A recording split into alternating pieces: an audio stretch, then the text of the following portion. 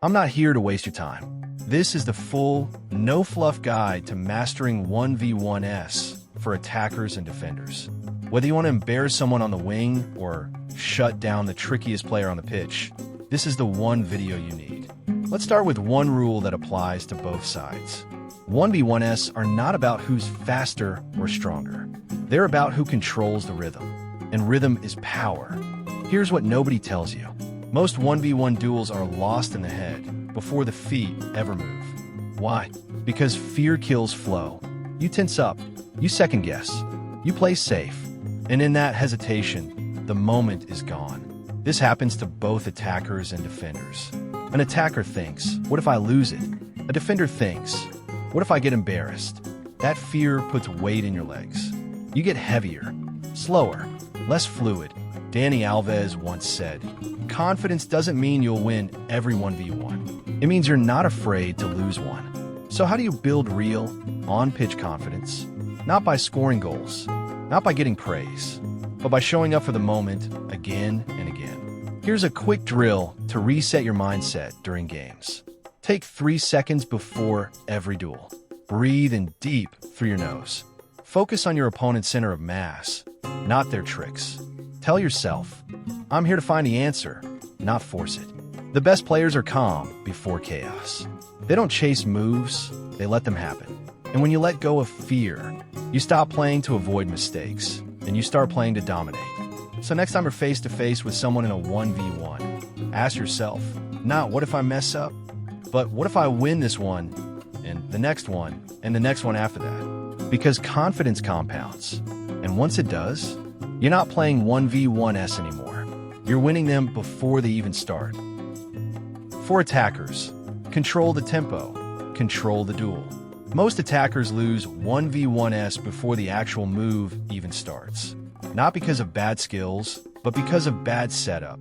Stopping the ball in the wrong position is the #1 silent killer of flow. Imagine giving the defender a clean shot to press you. That's what you do when you stop the ball in a dead angle or with one side completely shut off. Watch Neymar or Maris. When they stop, they're inviting the press on purpose. They're baiting defenders. And because they always stop in positions that allow exits both left and right, they're unreadable. It's like they're playing chess, but you can't see their pieces. The defender only has to be wrong once. The attacker? They just need the right rhythm. Xavi, the best dribblers aren't doing 100-step freestyle combos. They're managing pressure, step by step, tempo by tempo. Avoid PRE planning. Think less, feel more. Here's what too many players do. They stop the ball, lock in a skill move they saw on YouTube, and then wait for the moment to use it. By the time they execute, the defender already read it 3 seconds ago. Pre-planning kills fluidity. You have to play like water. React, don't rehearse. Ronaldinho said, my game is improvisation. A forward doesn't have time to think. You act in seconds, rarely more. If you're struggling in 1v1s, your instincts aren't ready. So don't just trust them. Train them. Build them. Most attackers go into duels with a plan.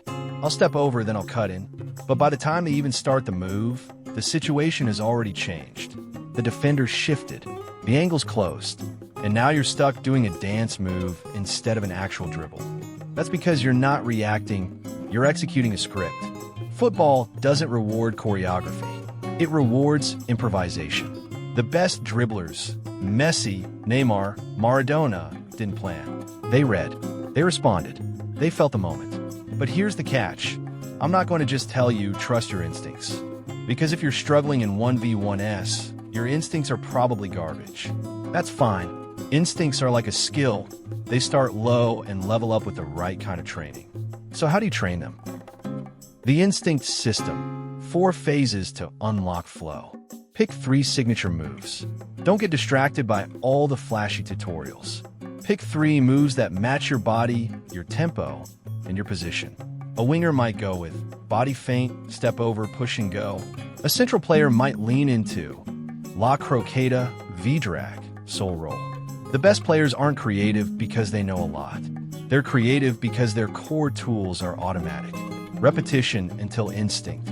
Bruce Lee said, I fear not the man who has practiced 10,000 kicks once, but the man who has practiced one kick 10,000 times. Jeremy Dokum mastered a single move before learning another. That's why when he explodes past defenders, it looks like instinct. Because it is. Maximum intention drills. Every rep should simulate the match. Don't casually dribble through cones. Visualize defenders. Use full speed. Add pressure. Apply in battle. Pick up games. Futsal 3v3s. This is where instinct gets tested. Real defenders. Real fatigue. Real pressure. Everything you train in isolation. This is where it gets real. Only a fool sharpens his sword forever without testing it. But only a bigger fool goes into battle with a dull blade. Now switching sides for defenders. Great defenders win 1v1s with patience and positioning. It's not about diving in. It's about forcing the attacker into decisions they don't want to make. Here's what elite 1v1 defenders do. They angle their body to show you into traps, toward the touchline, onto your weak foot, away from danger. They match tempo, not overstepping, not retreating. They look at your hips, not your feet. The hips don't lie. Thiago Silva once said, "A good defender doesn't just block attackers. He takes away their confidence." And that's it, really. Your job is to strip confidence from the attacker. Make them second guess. Make them hesitate. Make them feel like no matter what they do, it's not enough. Your body language matters. Both attacker and defender. Your body language can give you away. When you're nervous, you get stiff. When you're unsure, your steps get heavy. But when you're confident, your body flows. Want to kill 1v1s? Start training your body to be free. And that's where proprioception comes in. Most players don't even know this word. Proprioception equals your hidden superpower. It's your body's sense of space and movement without needing vision. When Messi dribbles through 3 defenders without looking down, it's not magic. It's proprioception. His feet see for him. Want to test yours? Try juggling with your eyes closed.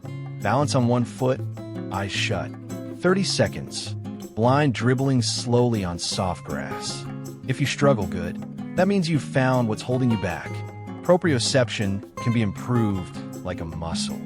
Barefoot training on natural surfaces. Juggling with both feet, no looking. Soft touch drills with a partner, blindfolded or side vision blocked. The goal? Let your body take over when the mind doesn't have time to think. What coaches and players rarely talk about. Transitions. 1v1s don't just happen from a standing duel.